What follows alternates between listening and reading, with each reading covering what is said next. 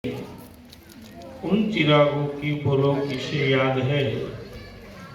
अंग्रेजोना शासनमांथी अंग्रेजोनी गुलामीमांथी તમામ ભારતીયોને મુક્તિ માટે જેને પોતાના પ્રાણની આહુતિ આપી છે એવા અનેક શહીદોએ સમગ્ર પોતાનું સંપૂર્ણ સમર્પણ કરી અને મહામૂલી આઝાદી મને અને તમને આપી છે એવા ભારત માતાના ત્રણ મહાન સપૂત શહીદે આઝમનું જેને વિશેષણ આપી શકી એવા ભગતસિંહ, રાજગુરુ અને સુખદેવ, આ ત્રણ ભારત માતાના વીર સપૂતોને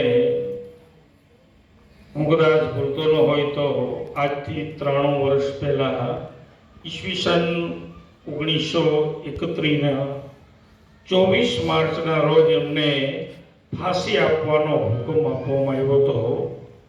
પણ આ ત્રણ મહા સપૂતો દેશમાં એટલા બધા પ્રખ્યાત, એટલા બધા એના કાર્યથી લોકો પ્રભાવિત થયા હતા, અંગ્રેજ સલ્તનતના પાયા હલી ગયા।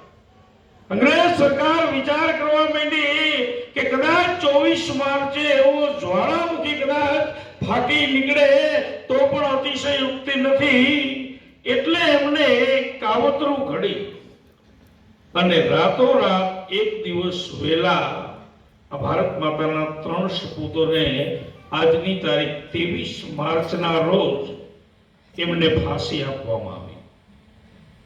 फांसी આપવા પાછળનું કારણ સામે સ્વર્ગ, કાકોરી ટ્રેન ઘટના અને એસેમ્બલીમાં બોમ્બ ધડાકા, આ ત્રણેય પ્રવૃત્તિ માત્ર ને માત્ર મહાપુરુષોએ, દેશભક્તોએ જો કરી હોય તો એમના પાછળનું કારણ છે કે ભારતને આઝાદી મળે એ હેતુ હતો।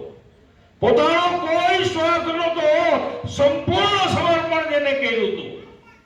ભગતસિંહનો તો આખો પરિવાર રાષ્ટ્રભક્તિના રંગે રંગાયેલો હતો અને આ ત્રણેય દેશભક્તોને 23 માર્ચના રોજ એક દિવસ અગાઉ એમને ફાંસી આપવામાં આવી। એટલું જ નહીં પણ એમના દેહને રાતોરાત સતલુજ નદીના કાંઠે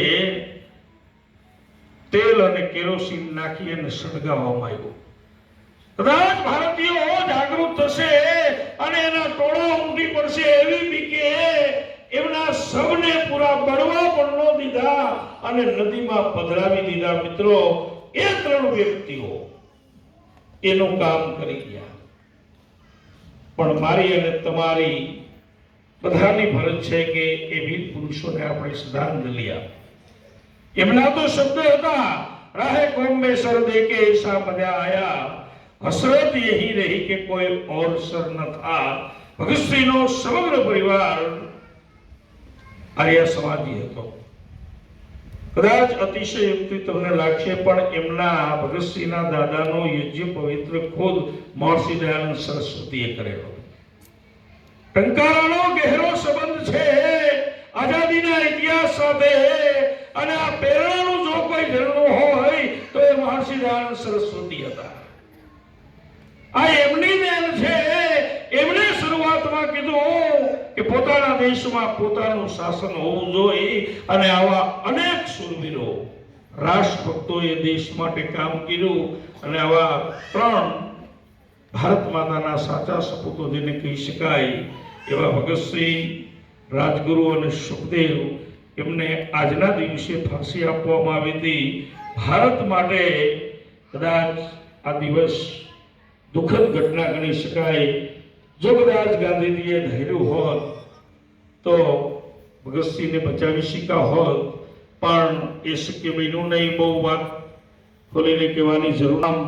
आर्य समाजना विचारधाराओथी रंगायेला छो એટલે સંપૂર્ણ અને સાચા ઇતિહાસની આપને ખબર જ હોય, પણ આજના દિવસે આ મહાપુરુષોએ, આ વીર પુરુષોએ જે રાષ્ટ્ર માટે કામ કર્યું છે એમાંથી પ્રેરણા લઈ અને આજે કદાચ આપણા દેશમાં આપણું શાસન છે પણ આપણા દેશ સામે ઘણા બધા પડકાર છે, એ જેલી તો પણ એક રાષ્ટ્રભક્તિનું કાર્ય કર્યું કહેવાય।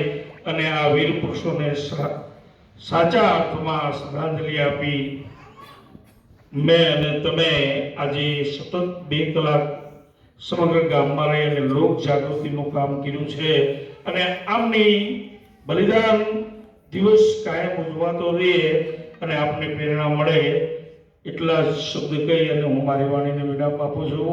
અસ્તુ. જય હિન્દ, જય ભારત.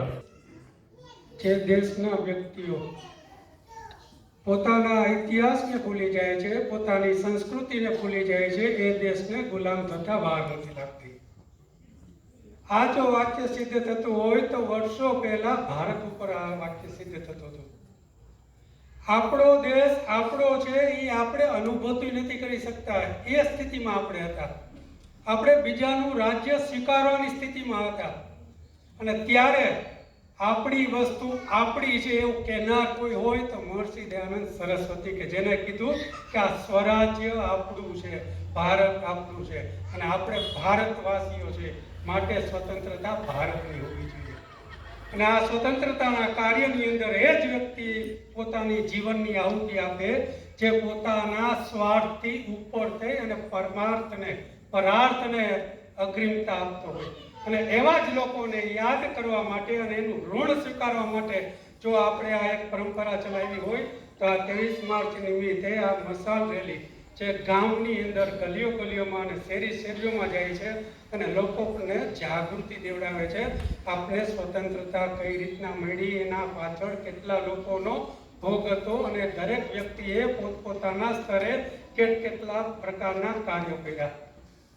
અને આ જ પરંપરાને અક્ષુણ્ણ રાખવા માટે જે પણ વ્યક્તિઓ પ્રત્યક્ષ અથવા તો પરોક્ષ આ કાર્યની અંદર સહાયક બન્યા છે, નિમિત્ત બન્યા છે, એ બધાનું આર્ય સમાજ ટંકારા વતી હું ધન્યવાદ જ્ઞાપિત કરું છું અને એનો આભાર પણ વ્યક્ત કરું છું. અને સાથે સાથે આર્ય સમાજ ટંકારા આપ સૌની પાસે એ અપેક્ષા રાખે છે કે જ્યારે કોઈ પણ સાર્વજનિક કાર્યક્રમની તમારી પાસે પહેલ આવે, સૂચના આવે અથવા તો આહવાન આવે ત્યારે કૃપયા સ્વાર્થને સાઈડમાં મૂકી અને પરાર્થ માટે અગ્રિમ થશો તો જ આ પરંપરાને આપણે જાળવી યોગ્ય ગણાશે અને તો જ આપણે આ જે રેલી કાઢી છે ને એ કેવલ દેખાવો નહીં રહે પણ આપણા જીવનનું અંગ બની જશે. માટે દિવસે ને દિવસે ગામની અંદર પણ આતુરતાપૂર્વક લોકો રાહ જોતા હોય છે કે તમે બધા ક્યારે નીકળો છો. અને ખાસ કરીને પાણીની વ્યવસ્થા કરનાર હશુભાઈ, અશ્વિનભાઈ આદિ અને બાકી દરેક લોકોનો હું આર્ય સમાજ ટંકારા વતી એમનો આભાર પ્રકટ કરું છું અને આવનારા સમયોમાં તમારો સહયોગ વધુ ને વધુ આ સંસ્થાને મળે એવી અપેક્ષા રાખું છું. આ સાથે